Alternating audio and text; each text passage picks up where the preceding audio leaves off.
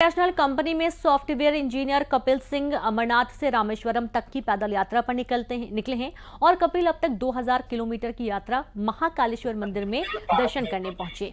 यहां उनकी पत्नी समेत परिवार के लोगों ने हौसला बढ़ाया। कपिल अमरनाथ से जल भरकर रामेश्वरम तक की करीब 3500 किलोमीटर की पैदल यात्रा पर 30 जून को निकले थे। अमरनाथ से पैदल चलकर करीब 2000 किलोमीटर की यात्रा कर 55 दिन में पूरी कर अब उज्जैन पहुंचे हैं। कपिल ने बताया कि अमरनाथ से गोल्डन टेम्पल, महाकाल मंदिर, ओमकारेश्वर मंदिर आदि योगी बाबा दर्शन करते हुए रामेश्वरम दर्शन करेंगे।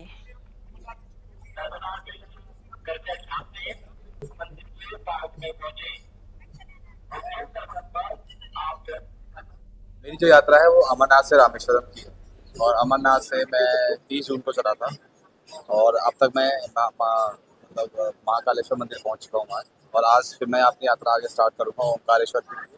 ओमकारेश्वर आगे रामेश्वरम। मेरा जो रूट है वो अमरनाथ से गोल्डन टेम्पल, दिल्ली में मरघट वाले बाबा, फिर उज्जैन, फिर ओमकारेश्वर, आदि योगी और रामेश्वरम। और इस वक्त की एक बड़ी खबर आ रही है। बांग्लादेश ने पूर्व पीएम शेख हसीना को डिप्लोमेटिक पासपोर्ट रद्द कर दिया है। शेख हसीना के सहयोगियों का भी पासपोर्ट रद्द कर दिया गया। बांग्लादेश की अंतरिम सरकार ने बड़ा एक्शन लिया है। इस एक्शन के बाद शेख हसीना का दूसरे देशों में जाना मुश्किल हो गया है। बड़ी खबर इस वक्त की, जहां पर बांग्लादेश ने पूर्व पीएम शेख हसीना का डिप्लोमेटिक पासपोर्ट रद्द कर दिया। शेख हसीना के सहयोगियों का भी पासपोर्ट रद्द किया गया।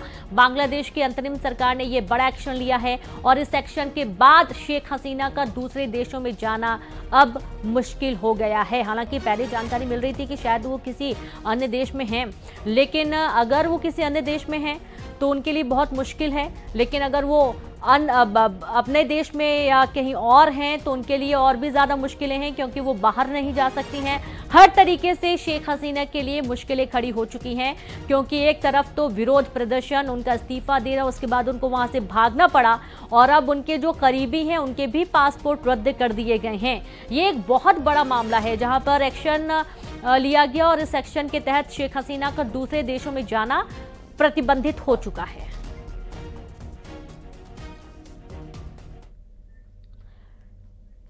धमतरी से खबर है, जहां महानदी की नहर में गिरा ट्रैक्टर, बेकाबू होकर गिरा ट्रैक्टर, 2 लोग सुरक्षित तैरकर बाहर निकल आए। क्रेन की मदद से नहर से ट्रैक्टर को बाहर निकाला गया।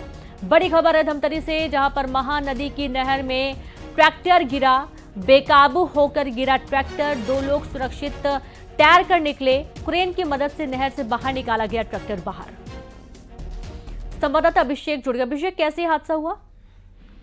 जी देखिए, अभी कुछ देर पहले का ही ये घटना है।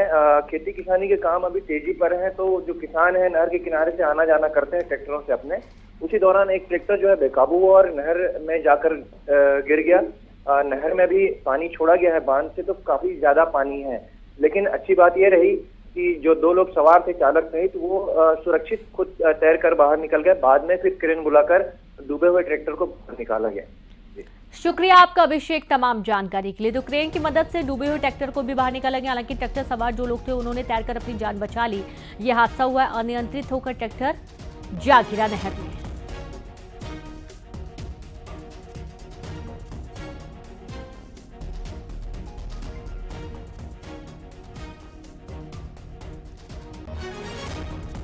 तो खबर धमतरी से है, जहां पर महानदी में नहर में गिरा ट्रैक्टर, और ये देखिए अब तस्वीरें भी सामने आ चुकी हैं। एक्सक्लूसिव वीडियो आपके सामने है, जब ये ट्रैक्टर महानदी में गिरा था और उसको निकालने का काम किया गया। क्रेन की मदद ली गई और क्रेन के सहारे इस ट्रैक्टर को बाहर निकाला गया।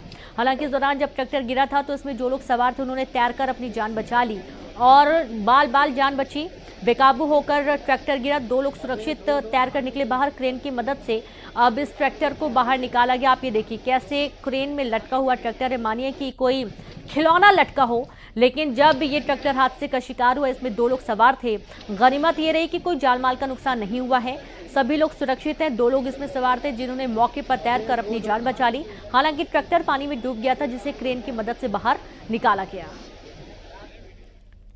और इसी के साथ बिग ब्रेकिंग में इतना ही।